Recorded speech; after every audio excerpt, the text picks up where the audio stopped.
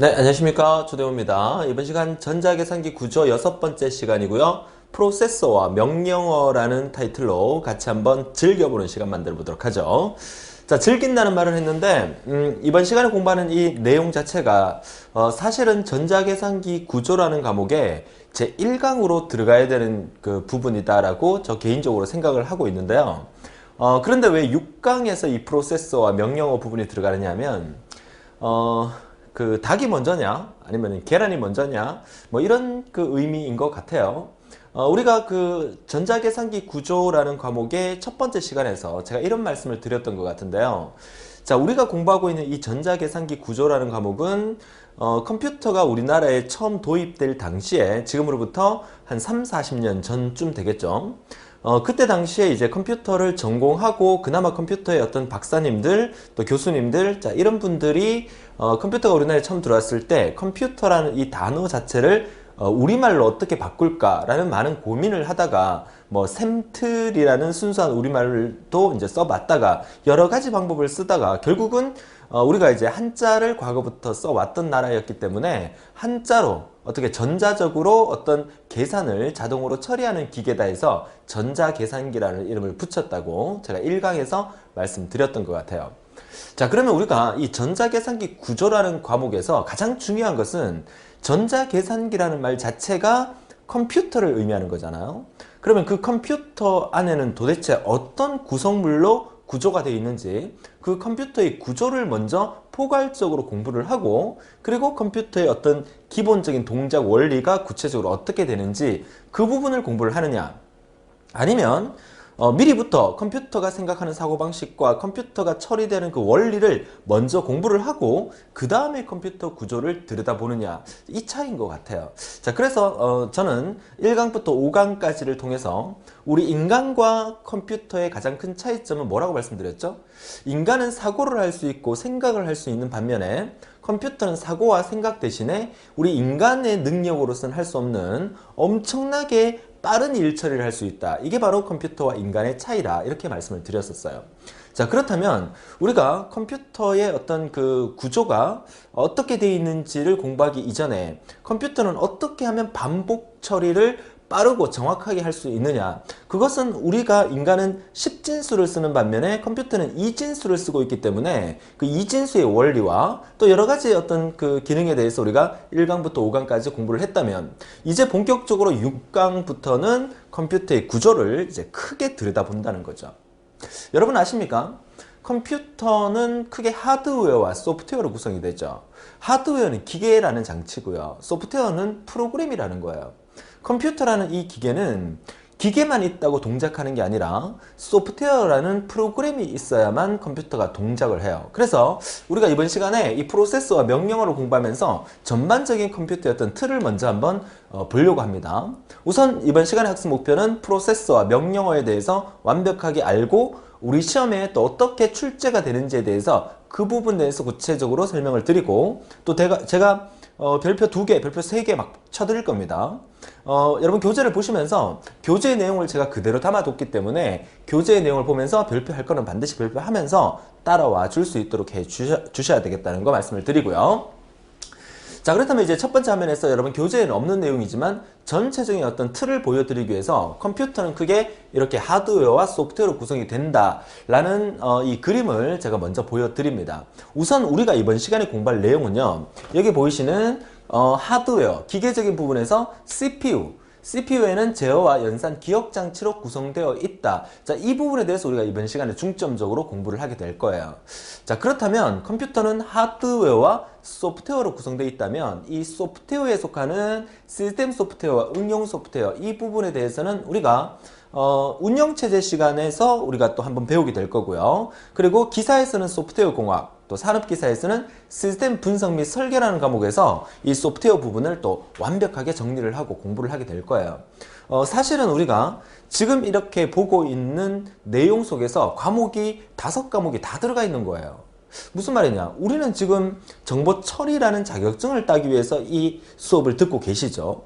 정보 처리라는 자격증이라는 것은 컴퓨터의 어떤 모든 내용들을 모두 접할 수 있는 오늘날 정보화 시대, 빅데이터 시대에 살면서 이런 모든 것을 완벽하게 처리할 수 있는 시스템을 공부를 하고 그런 사람들을 뽑는 형태의 자격증이 이 정보처리 기사, 산업기사 아니겠습니까? 그죠? 여러분들은 그런 분들이 되시기 위해서 이 강의를 듣고 있는 거고요. 또 그런 분들을 만들기 위해서 제가 또 이 강의를 하고 있는 거고요. 그렇다면 하드웨어적인 측면에서 전자계산기 구조라는 과목이 이 전체를 대표한다고 보면 이 전체 속에서 역시나 프로그램적인 측면에서는 소프트웨어 공학과 운영체제가 또 이 부분이 될 거고 이 전체 컴퓨터를 이용해서 수많은 데이터를 수집해서 데이터를 관리하는 부분은 데이터베이스라는 과목이 될 거고 결국 이 컴퓨터를 또 이 컴퓨터와 다른 컴퓨터와 데이터를 서로 주고받을 때는 데이터 통신, 정보통신 개론에 관련된 얘기일 거고요. 결국 우리가 지금 공부하고 있는 것은 컴퓨터라는 이 하나를 가지고 엄청나게 광범위한 부분을 우리가 공부를 하고 있다고 보시면 되겠어요.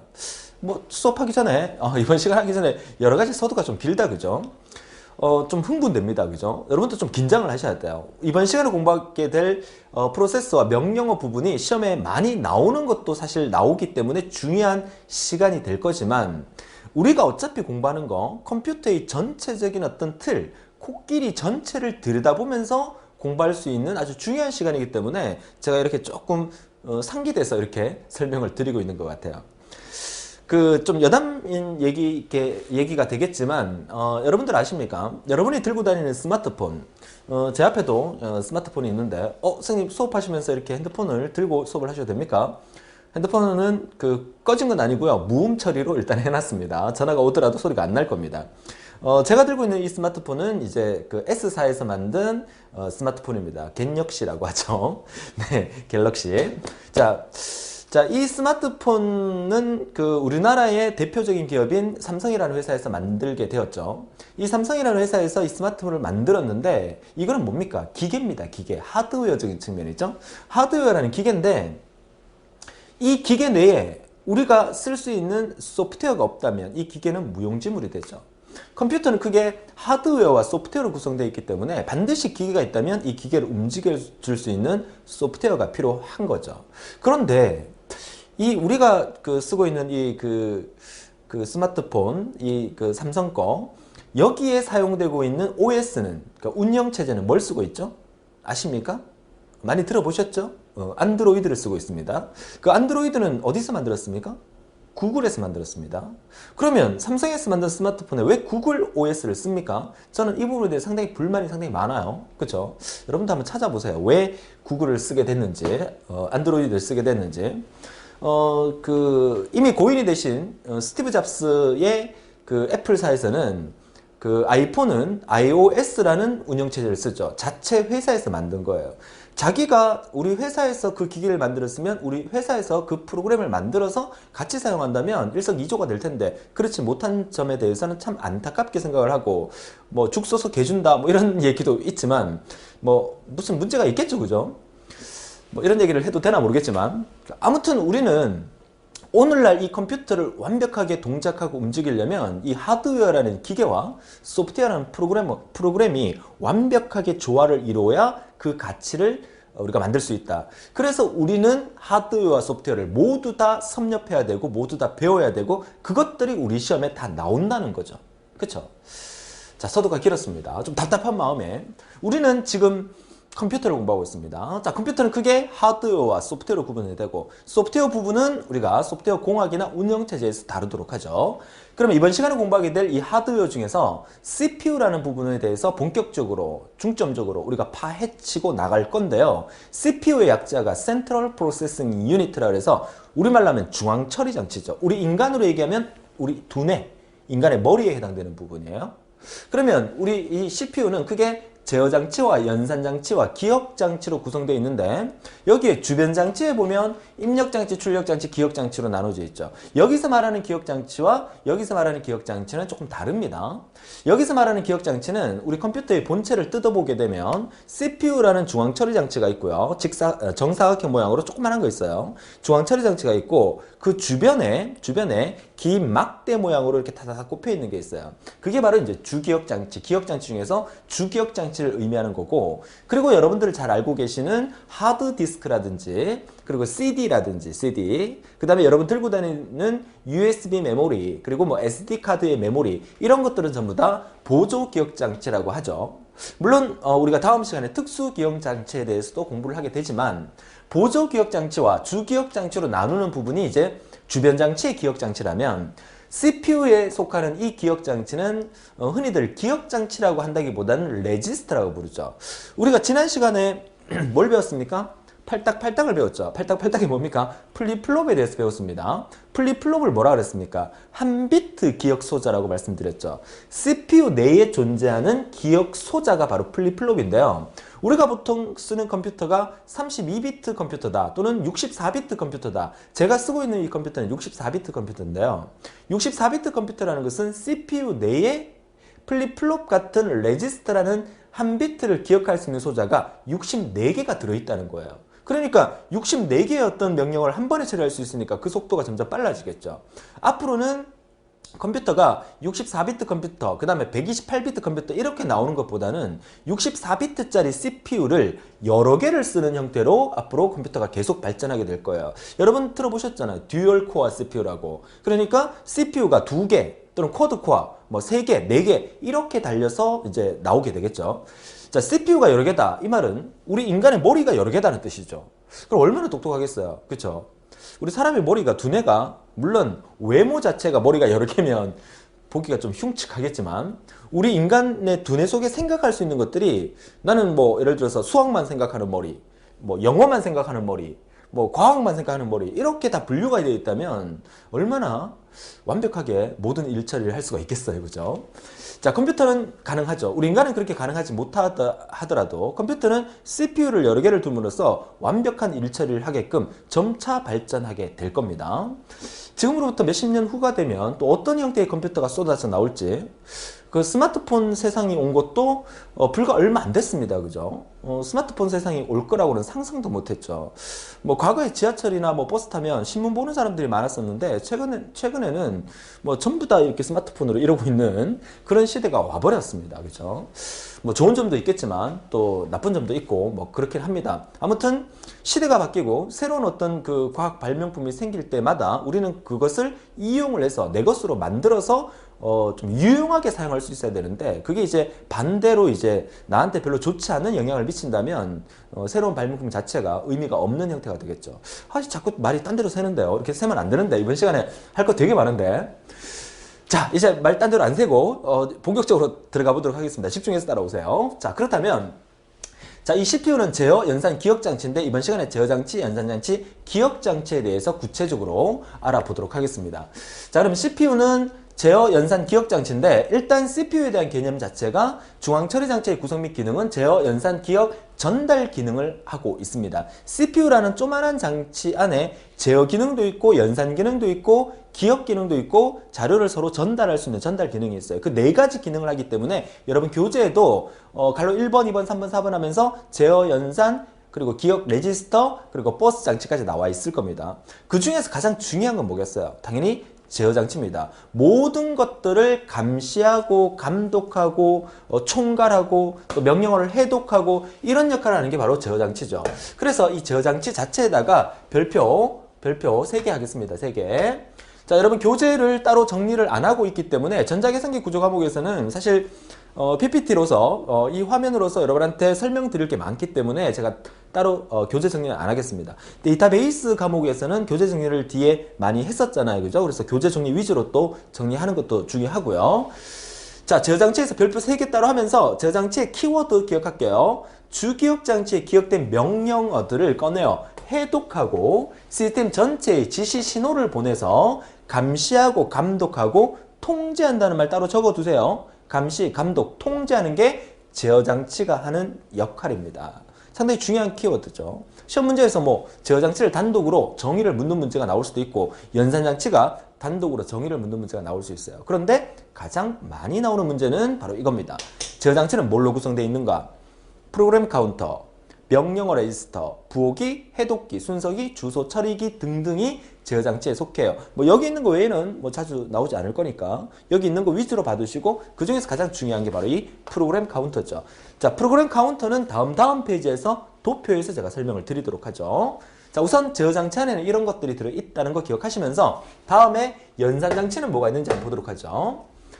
자, 연산 장치라는 것은 제어 장치의 명령에 따라서 실제로 뭐를 수행하는 장치? 연산을 수행하는 장치다. 연산이라는 말은 우리가 기본적으로 더하기, 빼기, 곱하기, 나누기, 산술 연산, 사칙 연산이라 하죠. 그리고 우리가 지난 시간에 배웠던 논리 회로의 논리 연산, and, or와 not, x, or와 뭐 이런 것들.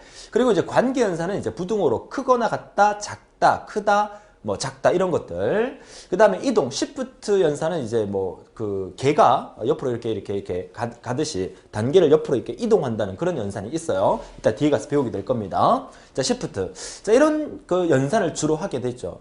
컴퓨터라는 것은 어떤 일 처리를 할 때 계산적인 어떤 일들이 많이 일어나기 때문에 연산 장치라는 것은 반드시 필요로 해요. 자, 그 연산 장치의 종류에서는 가산기, 누산기, 보수기, 데이터 레지스터, 그리고 오버플로우 검출기, 시프트 레지스터 이런 것들이 있는데 그 중에서 역시나 가장 중요한 것은 앞에 나와 있는 가산기, 누산기, 보수기 이런 것들이 상당히 중요합니다. 그 중에서 보수기라는 것은 우리가 앞 시간에 보수에 대해서 한번 배웠었죠. 보수가 하는 일이 뭐죠?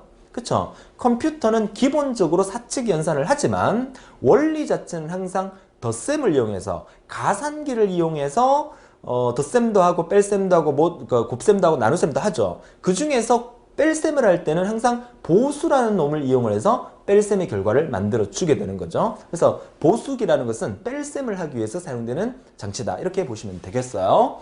자, 가산기, 누산기에 대해서는 역시나 다음 페이지에서 자세히 설명을 드리도록 하고요. 이번 페이지에서는 연산장치에 속하는 것들이 뭐가 있는지에 대해서 정리하는 게 더 중요하다고 말씀을 드립니다.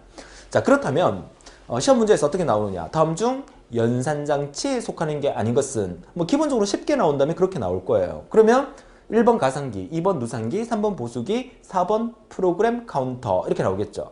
헷갈릴 수 있습니다. 카운터라는 말이 들어가 버리면 카운터 뭔가 수를 세는 거니까 연산에 속하는 거 아닐까 이렇게 생각하는데 프로그램 카운터 다음 페이지에 설명드리겠지만 프로그램 카운터는 연산하는 게 아니에요. 제어 장치 안에 속해서 다음에 실행할 명령어의 번지를 기억할 수 있는 장치를 우리가 프로그램 카운트라고 해요. 이해되십니까? 그래서 다음 페이지 설명드리겠지만 아무튼 시험 문제에서 연산 장치에 속하는 게 아닌 것은 이렇게 나왔을 때 틀리지 않도록 정리해 두시기 바라요.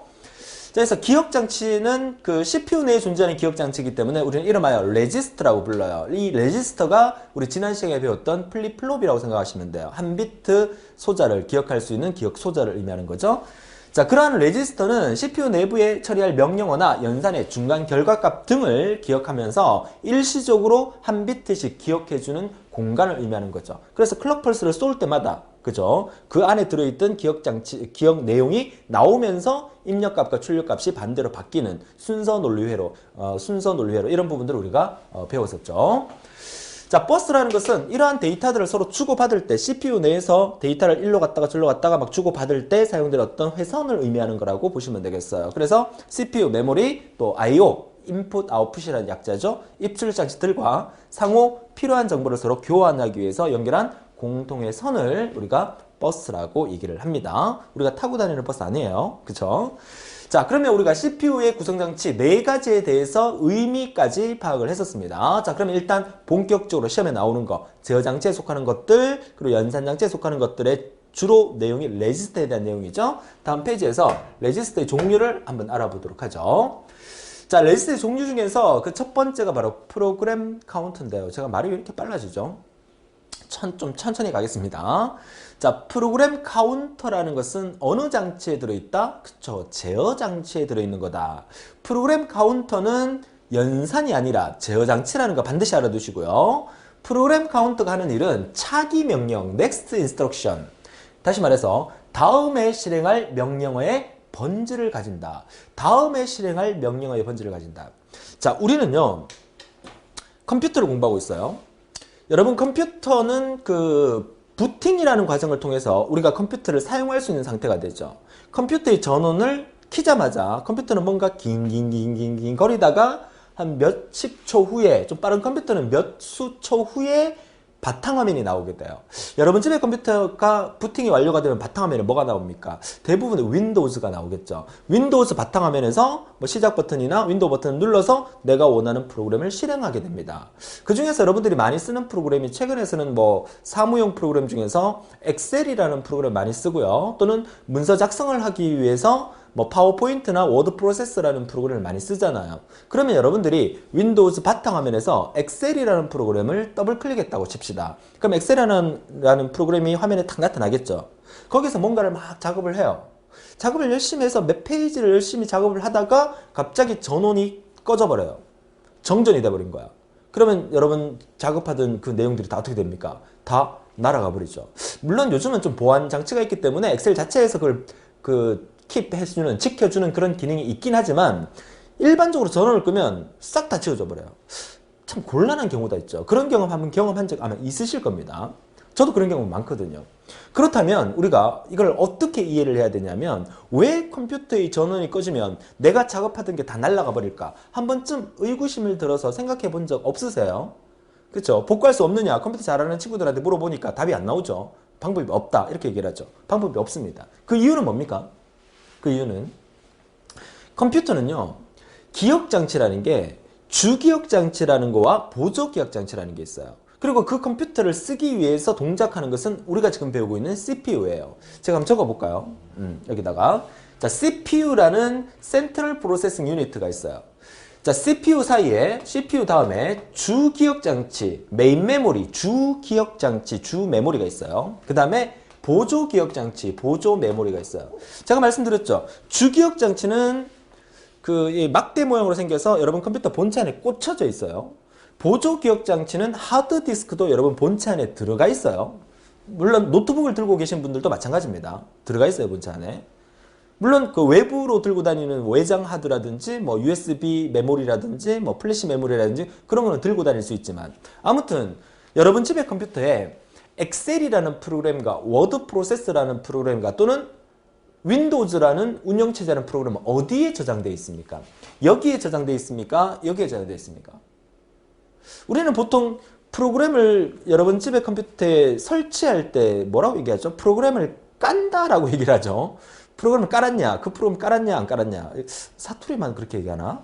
표준말은 그렇게 얘기 안 하나? 프로그램을 깐다라고 보통 얘기를 해요. 프로그램을 깔아뒀어요. 그럼 윈도우즈나 워드나 엑셀을 여기 깔아놨습니까? 여기 깔아놨습니까? 여기 깔아놓죠. 보조기억장치는 하드디스크 안에 여러분들이 아마 엑셀이라는 프로그램을 깔아놨을 거예요. 그죠? 설치해놨을 겁니다. 그러면 컴퓨터 본체의 전원을 딱 켜는 순간 뭔가 깅깅깅 하죠. 깅깅 한다는 거는 이 CPU라는 놈이 메인 메모리, 그러니까 그 센트럴 프로세싱 유니트, 중앙 처리 장치인 이 CPU가 명령을 내리죠. 야, 우리 주인님이 지금부터 컴퓨터를 쓰시려고 한다. 빨리빨리 윈도우즈를 바탕화면에 보여드려라 라는 명령을 딱 내린단 말이야. 내리면 얘가 누구한테 내려? 얘한테 내리는 거야. 주기억장치한테. 그럼 주기억장치는 네 알겠습니다 하면서 보조기억장치에 깔려있는 윈도우즈에 사용하는 내용을 주기억장치로 가져오는 거야. 그리고 그걸 우리가 뭐라고 그러냐면 로드라고 불러요. 로드. 그죠? 가져와서 주기억장치에서 가져와서 바탕화면에 딱 깔아드리는 거야. 우리 쓸 수 있도록. 말을 좀 그죠? 만약에 이렇게 생각해 볼게요. 우리 인간으로 비교해 볼게요. 우리 인간으로 비교하면 우리 인간의 머리가 있어요. 머리가.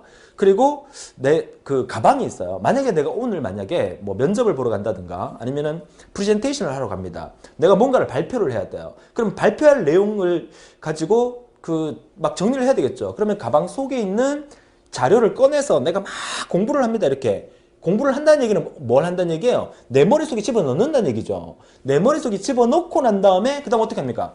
그 다음에 발표자에 딱 서서 내 머릿속에 있는 내용을 발표를 하게 돼요. 입으로 출력을 하게 되는 거죠. 그렇죠? 이 과정을 우리가 하고 있는데 그러면 내 가방에 해당되는 것은 보조기억장치고요. 내 머릿속에 집어넣는 것은 기억장치에 올린다는 거예요. CPU라는 이 좌뇌? 우뇌? 그죠? 우뇌에서 명령을 내려서 주기억장치에 올려놓고 난 다음에 거기서 막 설명하는 거야. 그쵸? 그리고 난 다음에 오늘 브리핑을 너무 잘했어. 그리고 집에 갔어요. 집에 가서 씻고 이제 잠이 들었어요. 자고 일어나면 어저께 내가 발표했던 내용이 100% 토시 하나 안 틀리고 기억하는 사람 있어요? 없어요. 그쵸? 우리가 시험 칠 때도 마찬가지잖아요. 막 열심히 보조기억장치에 있는 책을 꺼내서 열심히 공부해서 내 머릿속에 집어넣었단 말이야. 시험을 치고 난 다음에 며칠 지나고 난 다음에 그거 다 기억합니까? 기억 못해요. 그죠? 뭐 기억한다면 할 말 없고요. 그죠? 기억 못해요. 그와 마찬가지로 컴퓨터가 보조기억장치에 있는 내용을 주기억장치에 로드시켜서 CPU가 주기억장치에 있는 내용을 가져와서 어떤 작업을 처리를 한다는 거죠. 그렇게 처리를 하고 난 다음에 전원이 꺼져버리면 주기억장 내용은 다 사라져버려요. 그래서 주기억장치를 우리가 어떤 얘기를 쓰냐면 휘발성 메모리다 이런 얘기도 합니다. 휘발성. 휘발유는 다 타버리죠. 없어져 버립니다. 보조기억장치는 비휘발성 메모리야. 그러니까 여러분 집에 컴퓨터를 켰다가 윈도우를 사용하다가 컴퓨터 전원을 껐어요. 그러면 여러분 집에 컴퓨터 윈도우즈가 다 지워지는 건 아니잖아요. 내일 컴퓨터 켜면 윈도우 다시 로딩 되잖아요. 그 말은 무슨 말이냐면 윈도우즈나 워드나 엑셀이라는 프로그램은 전부 다 보조기억장치에 깔려 있고 그리고 내가 전원을 켜서 사용할 때마다 주기억장치로 가져와서 사용을 하게 된다. 이 얘기 하려고 지금 여태까지 지금 떠든 것 같은데요. 그죠? 기억합니다. 대부분의 프로그램은 보조기억장치에 깔려 있고요. 설치되어 있고 전원을 켜서 내가 사용할 때만 주기억장치로 불러와서 사용을 하다가 전원을 끄면 주기억장치 내용이 싹 다 지워져 버리고 내일 엑셀을 쓰고 싶으면 다시 보조기억장치에서 주기억장치 엑셀을 가져와야만 쓸 수 있다. 그러면 보조기억장치에서 엑셀 가져올 때 어떻게 가져옵니까? 여러분은 막 기계적으로 뜯어서 가져옵니까? 바탕화면에 있는 엑셀이라는 아이콘을 더블 클릭하는 순간 CPU라는 애는 우리 주인님이 엑셀을 쓰시려고 합니다. 빨리 보조기억장치에서 엑셀을 찾아서 주기억장치 로딩을 시키세요. 그래서 로딩을 시켜서 우리가 사용하고 있는 거야. 그렇다면 주기억장치 메모리가 이렇게 있으면 주기억장치 메모리는 항상 이렇게 주소가 있어요. 얘가 10번지, 얘가 20번지, 얘가 30번지. 10번지에서 엑셀이 깔려있고 20번지, 물론 이런 경우는 없습니다. 번지 하나에 뭐 큰 프롬 하나가 깔려있는 그런 경우는 없는데 예를 들어서 10번지에 엑셀이 깔려있고 20번지에 워드 프로세서가 깔려있어요. 30번지에 파워포인트가 깔려있어요. 그러면 CPU가 불러요. 그쵸? 찾아갑니다. 어디에? 주기억장치에 가서 야 10번지에 있는 거 빨리 갖고 와. 10번지에 있는 엑셀을 빨리 갖고 와. 그럼 10번지에 있는 엑셀을 가져다 주죠. 그러면 우리 주인님이 엑셀을 더블 클릭 시키는 순간 파워포인트도 더블 클릭 시켰어. 그럼 주인님이 엑셀을 쓰고 난 다음에 파워포인트 쓰실 거야. 그럼 처음에 10번지 찾아가서 불러오는 순간 다음에 주인님이 실행할 파워포인트의 번지 수를 기억할 수 있는 공간이 필요하다는 거죠. 그게 프로그램 카운터예요. 다음에 실행할 명령어의 번지 수가 기억되어 있는 공간. 참 이 예를 들려고 이렇게 막 떠들었는데 이래도 이해를 못하면 이래도 시험에 틀리면 혼날 겁니다. 그쵸? 프로그램 카운터. 자, 프로그램 카운터는 다음에 실행할 명령어의 번지를 가진다. 그만큼 중요하기 때문에 제가 떠들었고요. 별표 3개 하겠습니다. 3개. 4개 하겠습니다. 아쉽다. 4개 하겠습니다. 자, 별표 4개. 프로그램 카운터 상당히 중요하고 프로그램 카운터는 어디 있는 거다? 제어장치 안에 들어있는 거다. 자, 이어서 명령 레지스트는 현재 실행 중인 명령의 내용을 기억하는 곳이다. 현재 실행 중인 명령의 내용을 기억하고 있다. 명령 레지스터. 뭐 말 속에 의미가 있기 때문에 뭐 이거는 뭐 나도 그렇게 틀릴 일은 없을 겁니다. 영어로 잘 봐주세요. IR. Instruction Register.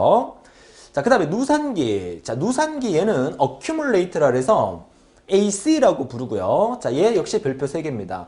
연산장치에서 가장 중요하고 시험에 자주 나오는 장치입니다. 자, 누산기라고 하는 것은 연산의 결과를 일시적으로 기억하는 장치예요.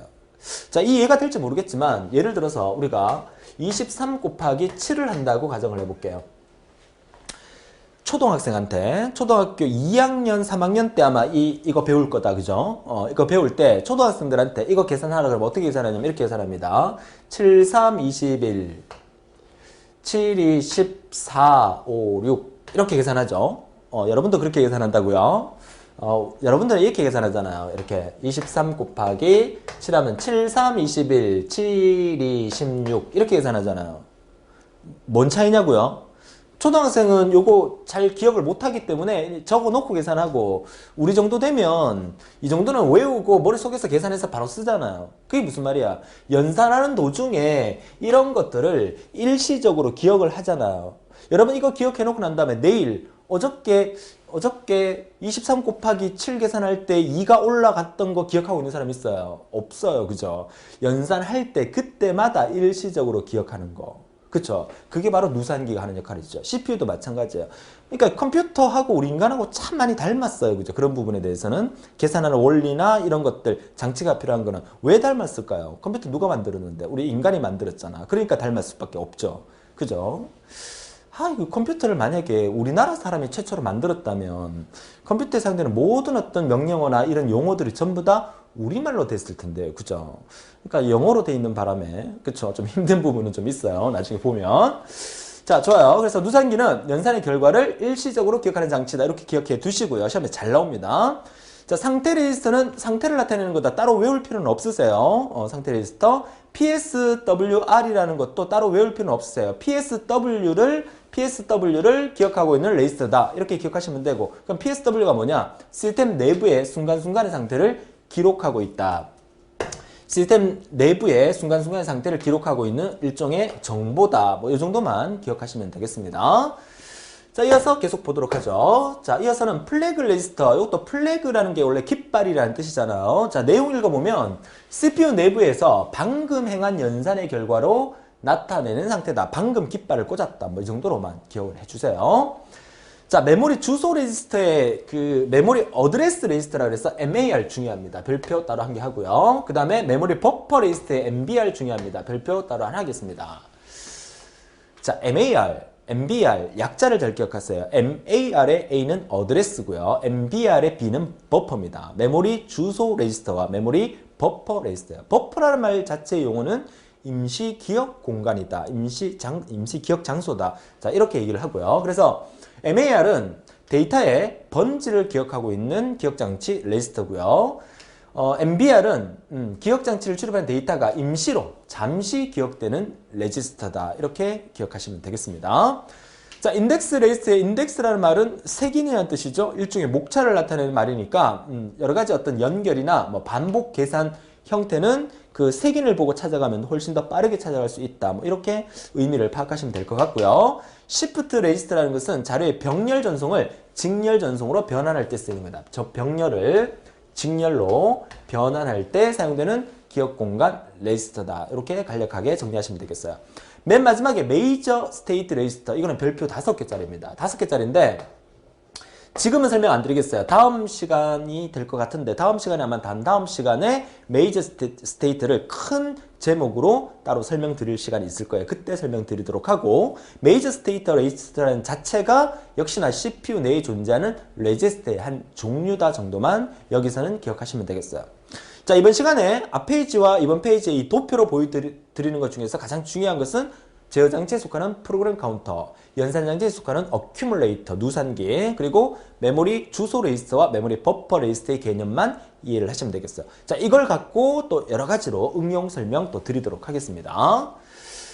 자, 이어서 이제 본격적으로 이제 명령어의 구성에 대한 얘기인데, 자, 우리는 지금 뭘 공부하고 있냐면 CPU에 대해서 공부를 하고 있죠. Central Processing Unit, 중앙처리장치. 자, 이 중앙처리장치는 모든 명령을 하게 돼 있어요. 우리가 어떤 컴퓨터에서 어떤 동작을 하기 위해서 뭔가를 더블 클릭한다든가 어떤 명령을 컴퓨터한테 내리게 되면 CPU가 우리 인간의 명령을 받아들여서 그 각종 주변 장치나 CPU의 어떤 부하들에게 명령을 내려서 우리 주인님, 우리 같은 인간에게 원하는 자료를 제공을 하게 되겠죠. 그렇게 만들어진 건데, 그러면 이제 명령을 내릴 때는 형식 자체가 구성이 이렇게 돼 있어요. 왼쪽에 이제 연산자 부가 들어가고 오른쪽에 자료 부가 들어가는데, 쉽게 말해서 이 연산자 부라고 하는 이 부분은 명령어를 쓰는 자리고 이 부분은 주소를 쓰는 자리예요. 그러니까 컴퓨터는 어떤 데이터가 있어야만, CPU는 어떤 데이터가 어디에 있어야만 그 데이터를 가지고 데이터를 처리하게 됩니다. 그럼 그 데이터가 어디 있는지 주소를 이용해서 찾아가게 돼 있어요. 그 주소. 엄청나게 많은 주소가 있습니다. 그래서 왼쪽은 명령하는 부분, 오른쪽은 주소가 나오는 부분이에요. 그러면 왼쪽을 연산자부라고 하면서 OP 코드라고 하기도 하고 오퍼레이션 코드 부라고 하기도 합니다. 줄여서 OP 코드죠. 그래서 왼쪽은 뭐야? 실행할 명령이 들어있는 공간이에요. 자, 자료부, 오른쪽에는 이 자료부 오퍼랜드 부는 다른 말로 주소부라고도 하고요. 실제 데이터에 대한 정보를 표시하는 부분이에요. 예를 들어서 CPU가 어떤 명령을 내리려고 해요. 그러면 주기억장치에서 어떤 데이터를 가져와서 명령을 처리해요. CPU에서 주기억장치로 어떤 내용을 보낼 때 쓰는 말을 우리가 스토어라고 얘기를 하고요. 주기억장치의 CPU로 어떤 내용을 가져올 때 우리가 로드다 이런 얘기를 씁니다. 이것도 시험에 나온 적 있으니까 메모해 두세요. 그죠? CPU와 주기억장 사이에는 스토어 로드 과정이 거치면서 데이터를 기억시켰다가 다시 불러왔다가 이 과정을 반복하게 되는데, 주기억장치라는 것은 보통 뭐 이렇게 그림으로 그리면 이렇게 생겼는데 항상 이런 식으로 존재를 합니다. 왼쪽에 이제 주소가 들어있어요. 10번지, 20번지, 30번지, 40번지. 10번지에는 A가 들어있고 얘는 B가 들어있고 C가 들어있고 D가 들어있다고 가정을 한다면 여기서 명령을 내리죠. 야, 나 지금 덧셈 할 거야. add라는 명령을 내립니다. 덧셈을 할 거야. 그리고 뭘 덧셈을 할 거냐? 10번지에 있는 거를 덧셈 할 거야. 그러면 add, 야 덧셈해라. 어디? 10번지에 뭐 있냐? 10번지 찾아가니까 A가 있는 거야. 그럼 A를 덧셈을 하는 거야. 그럼 A 하나 갖고 어떻게 덧셈합니까? 그건 다음 페이지에서 제가 설명드릴게요. 다음 페이지에서. 아무튼 그 주기억장치의 주소를 찾아가서 거기에 들어있는 데이터를 갖고 어떤 연산을 하게 되는 거죠. 그 명령을 처리하게 되는 거죠. 아까 말씀드렸잖아요. 여기 만약에 엑셀이라는 프로그램이 있으면 실행시켜라. 뭐를? 10번지에 있는 프로그램을 실행시켜라. 이렇게 이해하면 되겠죠. 그죠? 그래서 왼쪽은 연산자부, OP 코드, 실행할 명령이 들어있는 곳이고 add라든지 뭐 rotate라든지 move라든지 이런 명령이 들어있는 거고, 오른쪽의 자료부에서는 그 명령을 어디 번지에 가서 찾아서 실행시켜라는 주소가 들어있는 거예요. 그러면 이 부분에 대해서 시험 문제 나올 때는 이런 얘기가 시험에 잘 나와요. 연산자부의 비트 수가 n비트일 때 이에 n승계의 명령어가 수행이 가능하다. 자, 이 부분의 비트 수가 만약에 4비트짜리다. 그러면 몇 개의 명령을 수행할 수 있느냐 이 말이죠. 그러면 이 부분의 비트가 만약에 4비트다. 그러면 2의 n승계니까 2의 4승계에서 16개의 명령어를 수행할 수 있다. 이거 시험에 몇 번 나왔었어요. 그쵸? 자, 연산자부의 비트 수가 4비트일 경우에 수행할 수 있는 명령어의 개수는 몇 개입니까? 뭐 쉽죠? n비트면 2의 n승계니까 이렇게 기억해 두시면 돼요. 그쵸? 2비트면 2비트면 몇 개를 수행할 수 있다? 2의 2승계니까 4개를 수행할 수 있다. 왜 선생님 2비트면 2의 2승계에서 4개를 수행할 수 있습니까? 2비트로 표시할 수 있는 경우의 수. 비트 수가 2개예요. 그러면 0하고 1, 00, 01, 10, 11. 0과 1로 표현할 수 있는 거는 4개잖아요. 그러니까 4비트를 표현할 수 있는 거야. 그러면 00은 예를 들어서 덧셈하는 거고, 그죠? 덧셈하는 거고, 얘는 뭐 빼기 하는 거고, 곱하기 하는 거고, 그죠? 얘는 빼기 하는 거다. 이런 식으로 명령을 나누어서 표현할 수가 있는 거죠. 그쵸? 그래서 이 부분을 반드시 기억을 해 두시고요. 그러면 자료부에서는 그 어드레스 필드의 크기가 최대 메모리 용량이다. 요거를 따로 별표를 하나 해두면서 기억을 해 주셔야 됩니다. 자, 무슨 말이냐? 실제 시험 문제에서 이렇게 한번 나온 적이 있죠. 자, OP 코드가 6비트래요. 여기가 6비트래요. 그죠? 그 다음에 어드레스 필드가 16비트래요. 여기가 16비트래요. 그러면 최대 메모리의 용량은 얼마입니까? 이렇게 문제가 나왔다는 거죠. 그죠? 그러니까 학생들이 또 OP 코드 이거 배운 것 같아 하면서 6비트니까 2의 6승계 해서 64개, 64가 답이다. 뭐 이렇게 생각을 하는데 얘가 6비트라서 64K가 답이라는 게 아니에요. 그쵸? 얘가 여기는 주소부라 그랬잖아요. 그쵸? 여기는 주소부라 그랬기 때문에 여기가 16비트라는 거야.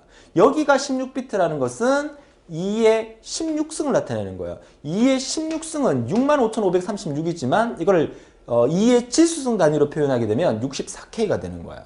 그쵸? 64K. 그래서 정답은 64K이기 때문에 단위로서는 워드라는 단위를 쓰면서 64K 워드가 답이다. 이렇게 여러분들이 문제를 푸셔야 되는 거야. 만약에 이 문제에서 OP-코드가 6비트다. 사용할 수 있는 명령어를 몇 개를 수행할 수 있냐 이렇게 묻는다면 2의 6승계가 답이겠죠.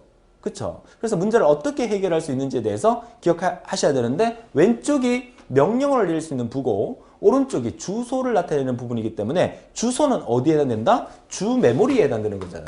주기억장치의 공간 이 부분이 주소를 찾아가는 부분이기 때문에 이 부분에 관련된 것은 메모리의 용량과 관련이 되어 있다. 이렇게 정리를 하시면 되겠죠. 그쵸? 자, 그래서 명령의 구성은 왼쪽에 연산자부와 오른쪽에 자료부 두 가지로 구분되는데, 자, 그럼 다음 페이지에서 도대체 이 명령부, 오퍼레이션 코드부, OP 코드의 역할, 기능, 또 특성은 어떤 것들이 있는지 다음 페이지에서 확인해 보도록 하죠. 시험에 잘 나오는 내용입니다. 자, 연산자 OP 코드의 기능, 이 부분에 어떤 기능이 4가지입니다. 이거 자체가 별표 3개 해주세요. OP 코드의 기능 부분에 대해서 별표 3개. 자, 되셨습니까? 자, 크게 4가지입니다. 함수 연산 기능, 자료 전달 기능, 제어 기능, 입출력 기능. 시험 문제에서 다음 중 연산자부 OP 코드의 기능에 속하는 게 아닌 것은 1번 함수 연산 기능, 2번 자료 전달 기능, 3번 제어 기능, 4번 다른 거 이렇게 나온 적 있습니다. 자주 나왔었습니다. 별표 3개 하시고요. 구체적으로 나온다면 함수 연산 기능이 도대체 뭔데? 그쵸? 이렇게 나올 수 있겠죠? 자, CPU에서 데이터를 처리하는 기능이라고 하고요. 산술, 논리 연산 명령을 주로 수행을 합니다. 그래서 add, 덧셈, and 연산, 또 CPA 연산, CPC 연산 이런 것들이 있는데 뭐 구체적으로 이런 부분 다 몰라도 돼요. 기본적으로 add, 덧셈이라든지 and, 논리 연산 이런 것들을 여기서 수행을 한다 라고 보시면 되겠어요. 자, 자료 전달 기능으로서는 또 어떤 것들이 있느냐? CPU와 주기억장, 여기서 말하는 기억장치는 주기억장치입니다. CPU와 주기억장 사이에서 정보를 서로 주고받는 거, 로드하고 스토어하고 앞에 설명드렸었죠. 자, 로드는 뭡니까? 메모리의 내용을 CPU로 올리는 것을 로드를 한다면 반대로 CPU 정보를 메모리에 기억시키는 것을 우리가 스토어라고 얘기를 하죠. 자, move는 옮기는 거고요. push팝은 우리가 스택에 대해서 우리가 뒷페이지에서 설명드리겠지만 스택 우리가 앞에서 데이터베이스에서 배웠습니다. 데이터를 어떻게 이렇게 넣는 것을 push를 한다면 빼내는 것을 팝이라고 한다고 얘기를 했었죠. 자료 전달 기능.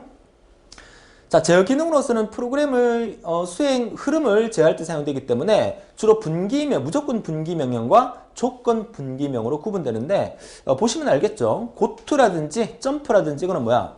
강제로 CPU가 명령을 내리죠. 야, 주소를 30번지를 고투 30 하면 30번지를 바로 가라. 뭐 이렇게 할 수도 있고 30번지 다음에 원래는 40번지 가야 되는데 점프 50 하라. 그러면 40번지 건너뛰고 50번지로 바로 가라.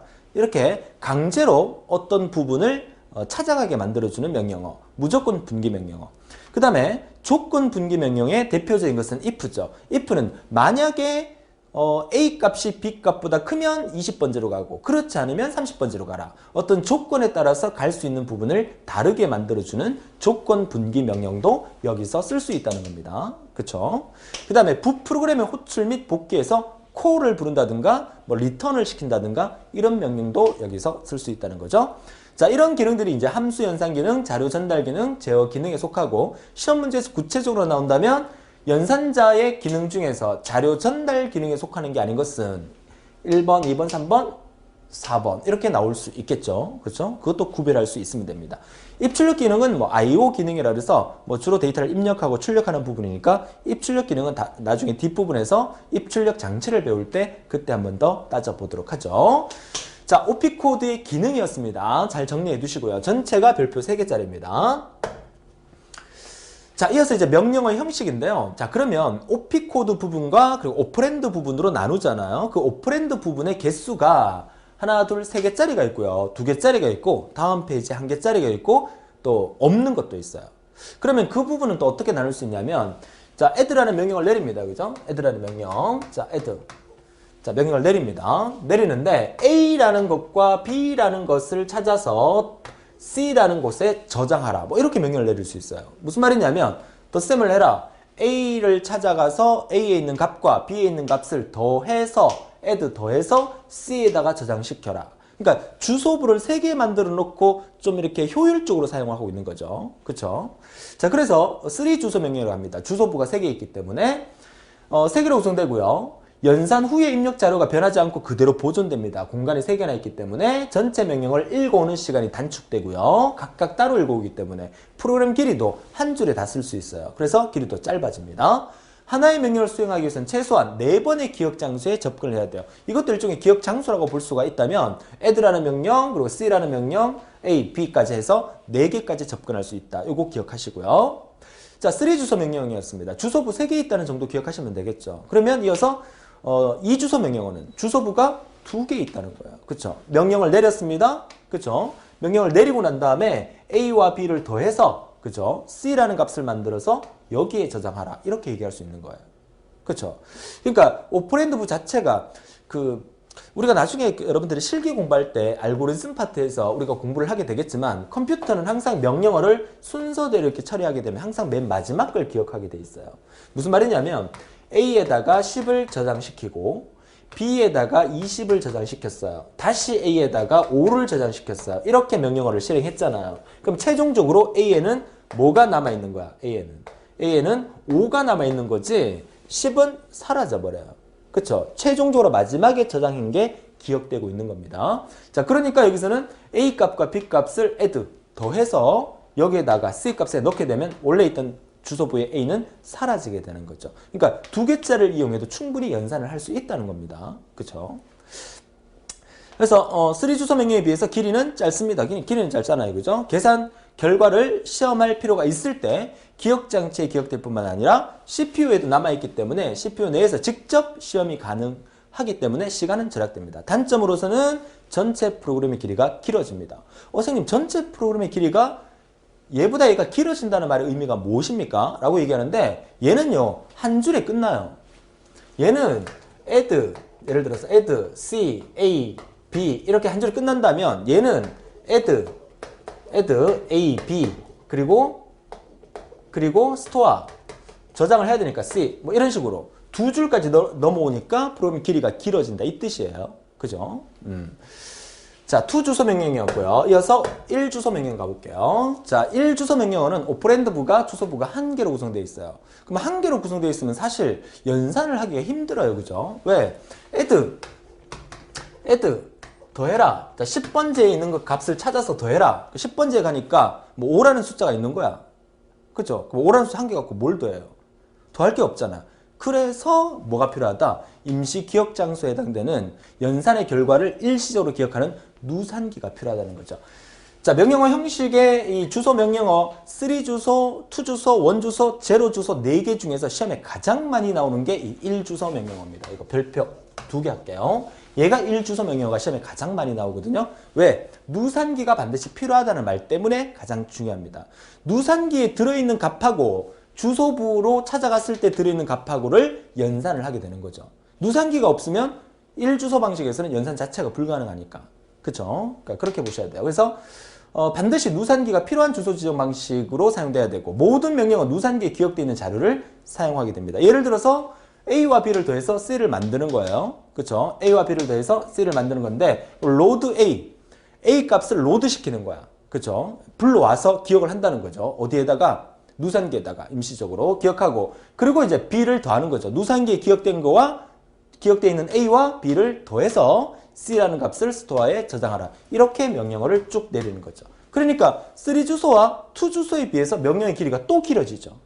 그죠? 그런 부분을 보시면 되겠어요. 자, 마지막 0 주소 명령어는요. 오퍼랜드부 없이 OP 코드만으로 구성이 되어 있기 때문에 얘는 연산 자체가 하기 힘들지만 무엇을 이용해서 할 수 있다? 그쵸. 스택을 이용해서 할 수 있어요. 스택이라는 게 이렇게 항아리 이렇게 공간이잖아요. 그러니까 공간이 하나밖에 없기 때문에 하나 넣고 그 다음에 또 넣고 그 다음에 또 넣게 되잖아. 그럼 뺄 때는 또 여기서 또 빼고 이렇게 빼요. 그쵸. 그러니까 넣고 빼는 과정으로 연산을 하는 거야. 그러니까 여기서는 스택이라는 말이 가장 중요하다는 거죠. 스택에 있는 자료를 이용하여 수행할 수 있다. 시험 문제에서 1주소와 0주소가 가장 많이 시험에 잘 나오는데요. 1주소는 누산기, 0주소는 스택. 이거 반드시 기억하셔야 돼요. 스택이라는 것은 우리가 데이터베이스 과목에서 배웠습니다. 자세하게. 데이터베이스 과목 안 듣고 전자계산기 과목을 먼저 수업 들으시는 분은 이 스택에 대한 부분에 대해서 잘 이해가 안 되실 테니까 제가 다음 페이지에서 간략하게만 스택에 대해서 조금만 더 정리를 해드리도록 하겠습니다. 물론 데이터베이스 가서 스택에 대해서 자세히 여러분 수업을 들으셔야 됩니다. 자, 이거부터 설명을 드릴게요. 자, 기타 시험에 잘 나오는 것 요약 정리. 사실 뭐 이 부분은 어느 전자계산기 구조의 그 시험 범위가, 그러니까 과목 범위가 워낙 광범위하기 때문에 얘네들을 어느 파트에 넣어야 될지 고민을 하다가 뒤로 따로 빼는 겁니다. 그래서 시험에 잘 나오는 것을 요약 정리했다고 보시면 되겠어요. 그 중에서 앞에 이어지니까 스택부터 먼저 설명을 드리면 스택의 구조는 가장 기본적인 게 바로 이 리포 구조죠. 리포 구조. 리포가 뭡니까? last in, first out의 약자입니다. 마지막에 들어간 게 제일 먼저 나오는 형식. 푸시, 팝 기능을 이용해서 데이터를 넣었다 뺐다 할 때 마지막에 들어간 게 제일 먼저 나오는 형식이 리포 구조고요. 그래서 자료의 삽입을 푸시라 하고 삭제를 팝이라고 합니다. 한쪽에서만 자료의 삽입 삭제가 가능한 구조죠. 자, 영주소 명령을 영주소 명령에서 스택을 쓴다는 말이 중요하고요. 그뿐만 아니라 부 프로그램 호출 시 복귀 주소를 저장할 때도 스택을 사용하게 됩니다. 이것도 기억해 두시고요. 인터럽트 발생 시 복귀 주소를 저장하게 됩니다. 인터럽트 역시 우리가 뒷부분에 가서 배우게 될 건데, 인터럽트는 예기치 않은 상황에서 중단될 때, 뭔가가 중단될 때, 사실 제가 이 온라인 강의를 찍으면서 가장 힘든 게 뭐냐면요, NG가 날 때 가장 힘들어요. 사실 이 강의도 제가 지금 2번째 찍고 있는 강의거든요. 앞에는 왜 NG가 났냐면 한 이쯤 왔을 거예요, 그죠? 열심히 강의를 찍고 달려오는데 알고 보니까 마이크가 온이 안 된 거예요. 이게 마이크가 제가 이 뒤에 이 허리에 마이크를, 무선 마이크를 차고 있고 무슨 마이크를 이렇게 달고 있잖아요. 지금 여러분 지금 카메라에 이제 무선 마이크 이제 수신기가 달려 있단 말이죠. 그러면 항상 이제 촬영을 시작할 때 마이크 테스트 하는데 그 마이크 테스트가 이제 소리는 내가 들을 수 없어요. 화면상에서 영상이 나오는데, 근데 여기는 켜놨는데 수신기에 마이크를 안 켜놓은 거야. 그래갖고 막 1시간 동안 열심히 떠들고 수업을 했는데 알고 보니까 마이크가 안 켜졌어. 어떻게 합니까? 촬영 다시 해야죠. NG. 그죠? 그런 상황은 저희 실수였죠. 그죠? 저희 실수. 근데 만약에 제가 열심히 이렇게 강의하다가 컴퓨터가 갑자기 다운됐어. 내가 다음 페이지 막 넘긴다고 막 넘기는데 다음 페이지가 안 넘어가요. 그쵸? 예기치 않은 상태에서 강의가 중단돼 버렸어요. 그럴 때를 뭐라 한다? 인터럽트가 발생했다. 이렇게 얘기를 하죠. 그러니까 나중에 여러분들이 인터럽트 공부할 때 한번 나오겠지만, 인터럽트가 가장 많이 발생하는 경우의 수가 어떤 게 있느냐면 정전 상태가 가장 인터럽트를 가장 많이 발생을 시킵니다. 그쵸? 그러니까 인터럽트 용어도 같이 알아두시는데, 이 얘기를 했기 때문에 앞으로 제가 만약에 강의를 하다가 NG 상태가 나면 강의 중단하고 처음부터 다시 안 찍겠습니다. 그때 당시에 뭐라 하느냐, 인터럽트가 발생했어요. 그쵸? 인터럽트가 발생하면 어떻게 합니까? 인터럽트를 복구하고 계속 이어가겠습니다 해서 강의를 계속 나가도록 그렇게 한번 해보겠습니다. 진짜 인터럽트가 한번 발생해야 여러분 머릿속에 인터럽트가 확실히 각인이 될 텐데, 그죠? 자, 아무튼 스택이라는 것은 자, 이런 역할을 하고요. 또 제기 프로그램, 리커시브 프로그램을 합니다. 리커시브 프로그램의 순서 제어, 또 역폴리시형의 산술식의 처리 등에 뭐가 쓰인다? 스택이 쓰인다. 그래서 스택의 사용 용도에 속하는 게 아닌 것은 해서 맞는 답으로 이렇게 나왔던 게 있어요. 여러분 교재 그 오른쪽 이렇게 보시면, 그죠? 제가 교재를 지금 안 보고 있는데 교재에 보시면 오답 그 부분 있죠. 그 오답 부분에서 틀린 답으로 뭐가 나왔는지 한번 체크해 보는 것도 도움이 되실 겁니다. 자, 가장 중요한 말이죠. 재료 주소 명령을 갖는 컴퓨터의 구조 원리로서 스택 머신이라고도 합니다. 그래서 스택 머신, 뭐 재료 주소 명령형, 재료 주소 하면 스택 하면 재료 주소. 이거 반드시 머릿속에 기억을 하고 계셔야 한다는 거죠. 그럼 여기서 설명한 이 리커시브 프로그램이라는 게 뭐냐? 한 루틴이 자기를 다시 불러 실행하는 거. 그러니까 되뇌인다는 거, 되새김한다는 거, 죄기한다는 거, 이런 의미로 보시면 되겠어요. 이것도 시험에 한번 나왔던 용어이기 때문에 보여드리는 겁니다. 자, 그러면 이번 시간 좀 마무리를 이제 이번 페이지와 다음 페이지로 마무리를 할 건데요. 자, 다낭연산과 이항연산, 요거 산업기사에서 많이 출제가 됐던 부분이죠. 다낭연산은 피연산자가 한 개만 필요한 거예요. 그래서 예를 들어서 not, rotate, move. 이건 무슨 말이냐면 not A 이렇게 쓰죠. not A가 뭡니까? 우리가 그 A 봐 뭐 이거 얘기하는 거잖아. 이거는 항이 하나밖에 없어요, 그죠? not A, B 할 수는 없어요. not A 아니면 not B를 하는 거지. move도 써볼까요? move A, B 이거 쓸 수 있습니까? 이렇게는 못 씁니다, 그죠? move라고 쓰고 A 하면은 A를 move 시켜라 이건 이해되잖아요. 그러니까 항 자체가 하나밖에 없는 걸 다낭연산을 한다면, 이항연산이라는 것은 항이 두 개란 얘기죠. 이건 무슨 말이냐면 사측연산이라는 것은 A 플러스 B 하면, 그죠? 항이 두 개잖아요, 그죠? 이항연산이고 이항의 이자가 2라는 뜻이에요. 2, 그죠? 뭐 O와 AND 이건 뭡니까? A and and B. 그러니까 A와 B를 and 연산을 하겠다 이 뜻이잖아요. 그러니까 항을 두 개를 갖고 연산을 하니까 이항 연산이다. 이거 나왔을 때 틀리면 안 됩니다. 그렇죠? 산업기사에서 자주 나왔던 문제고요. 자, 이런 명령어 설계 시 고려사항, 요거 별표 2개 하겠습니다. 명령 설계 시 고려사항, 다음 중 명령어 설계 시 고려사항에 속하는 게 아닌 것은, 그러니까 우리가 앞에서 했던 뭐 3 주소 명령어를 쓸 거냐, 2 주소 명령어를 쓸 거냐, 1 주소 명령어를 쓸 거냐, 제로 주소 명령어를 쓸 거냐, 그거 말하는 거죠.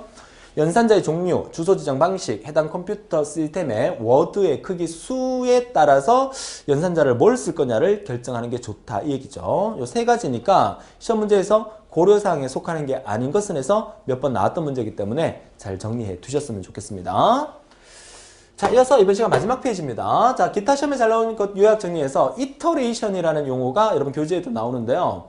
해당 루틴이 정확한 결과를 산출할 때까지 해당 루틴에서 발생한 결과를 가지고 처음에 사용한 자료를 다시 수정해서 계산 작업을 반복적으로 수행하는 것. 자, 키포인트는 처음에 사용한 자료를 다시 수정하여 그 계산 작업을 반복적으로 수행하는 것을 이터레이션이라는 용어로 씁니다. 그쵸? 용어로서 그냥 간략하게 봐주세요. 그 다음에 프로그램 디버깅에서 디버깅 용어 따로 별표 하나 하겠습니다. 디버깅. 디버깅의 디버그라는 말의 의미는 또 우리가 컴퓨터 역사 얘기를 또 이게 디버그하면 역사 얘기를 해야 되는데, 그렇죠? 컴퓨터 오늘날 여러분이 쓰고 있는 그 컴퓨터의 시초가 뭐였냐면 세계 최초의 전자계산기라고 부르는 ENIAC이라는 거 있어요. 아마 들어보셨을 겁니다. 아마 그 중학교, 고등학교의 그 기가 시간에 아마 기술 과정 시간에 아마 이런 것들을 배우게 될 텐데요. 뭐 컴퓨터 시간이 따로 있는 학교도 있었을 거고요. 그 세계 최초의 전자계산기를 우리가 ENIAC이라고 하는데 그 ENIAC이라는 컴퓨터는 그냥 집체만한 컴퓨터예요. 그죠? 그 집체만한 컴퓨터인데 그 컴퓨터는 뭘로 만들어졌냐면 오늘날의 우리 컴퓨터는 CPU가 플립플롭이라는 한 비트를 기억할 수 있는 기억 소자로 만들잖아요. 컴퓨터는 0과 1의 조합으로 만드는 거야. 근데 그때 당시에 컴퓨터는 진공관으로 만들었어요. 그러니까 형광등 같은 거 있죠. 그런 진공관의 불을 켰다 껐다 하면서 이진 신호를 보내서 만들다 보니까 그 진공관 18,000여 개로 만든 게 바로 세계 최초의 전자계산기인 ENIAC이에요. 그 ENIAC이 진공관으로 만들다 보니까 칩체 많았죠. 거기에 막 날파리, 나방 이런 것들이 막 그 불빛이 반짝반짝거리고 있으니까 거기에 막 끼어서 그 합선이 돼가지고 이제 진공관에 팍 터지고 그래서 이제 오류가 나죠. 그래서 그때부터 이제 컴퓨터를 이제 그 ENIAC을 쓰던 사람들이 저놈의 버그들 때문에 이제 속상해했던 거죠. 그래서 그렇게 생기는 오류를 버그라 그랬었고 그 버그를 수정한다는 말에서 이제 디버그라는 이제 용어가 지금까지 나오게 된 거죠. 자, 그래서 디버깅 한다는 것은 그 오류를 수정한다는 의미겠죠. 그러니까 프로그램의 오류를 발견하고 그 원인을 밝히는 작업을 디버깅이라 하고요. 거기에 관련된 용어가 이제 그 트레이스라는 용어와 덤프라는 용어가 있는데 트레이스는 프로그램 실행 과정을 출력하는 프로그램을 의미하는 거고 덤프라는 것은 주기억 장치 내용을 그대로 화면이나 프린터, 디스크 등에 이제 출력하게 되는 것을 이제 덤프라고 얘기를 합니다. 이제 덤프로 이렇게 다 쏟아붓는다는 의미겠죠. 그 다음에 이제 부프로그램과 매크로라는 의미인데 이것도 이제 시험에 몇 번 이제 나오게 되는데 이 부프로그램과 매크로 따로 별표 한 개씩 하는데요. 이 부프로그램과 매크로의 공통점은 여러 번 중복되는 부분을 별도로 저장하여 사용한다. 반복되는 과정을 매번 프로그램을 이렇게 진행하고 명령어를 처리하다 보니까 반복되는 일이 많이 생기는 거야. 그 반복될 때마다 새로 만들어서 쓰려니까 아무래도 시간과 뭐 여러 가지가 낭비가 됐겠죠. 그래서 이제 부프로그램과 매크로 같은 걸 이용을 하게 되는데, 예를 들어서 여러분들이 애국가 있죠, 애국가. 애국가. 동해물과 백두산이 마르고 닳도록 하고 난 다음에 이제 후렴 들어가면 무궁화 삼천리 나오잖아요. 그러면 애국가를 여러분한테 1절부터 4절까지 쓰라 그러면 어떤 사람은 1절 후렴, 1절 후렴, 1절 후렴, 1절 후렴 이렇게 쓰는 사람이 있을 텐데 보통 우리가 그렇게 안 쓰죠. 어떻게 씁니까? 1절 후렴, 2절, 3절, 4절 쓰고 그럼 2절 부르고 후렴으로 다시 들어가죠. 그러니까 후렴 부분은 계속 반복이 되기 때문에 굳이 다 쓸 필요가 없는 거야. 그러면 그 애국가를 부를 때요. 1절, 2절, 3절, 4절을 적어놓고 후렴을 이쪽에 따로 적어놓고 1절 부르고 후렴 부르고 2절 부르고 후렴 부르고 이렇게 만약에 부른다면 이게 부프로그램이에요. 그러니까 원래 1, 2, 3, 4절에 따로 후렴을 만들어 놓은 걸 부프로그램이라 하는 거예요. 무슨 말인지 알겠어요? 그러면 매크로는요.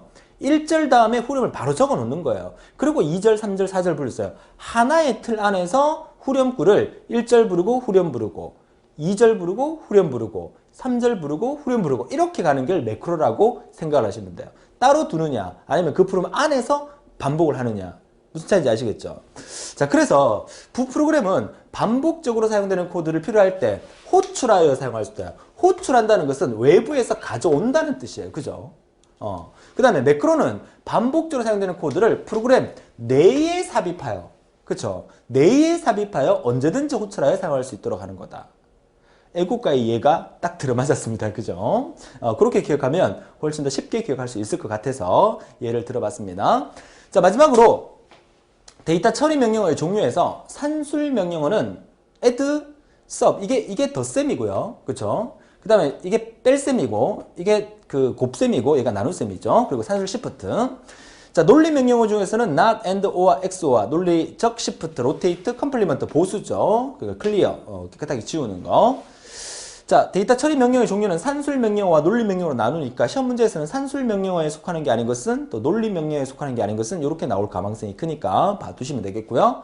연산자의 우선순위는요. 산술 연산자를 가장 먼저 쓰고요. 그 다음에 관계 연산자, 그 다음에 논리 연산자의 우선순위가 됩니다. 기억해 주시면 되겠네요. 자, 이렇게 해서 이번 시간 좀 빡빡하게 열심히 달려왔습니다. 그죠? 자, 정리하자면 컴퓨터의 구조와 프로세스에 대해서 이해할 수 있는 여러분이 되셔야 하고요. 그 다음에 컴퓨터의 명령어에 대해서 완벽하게 이해할 수 있는 시간으로 만들어줘야 됩니다.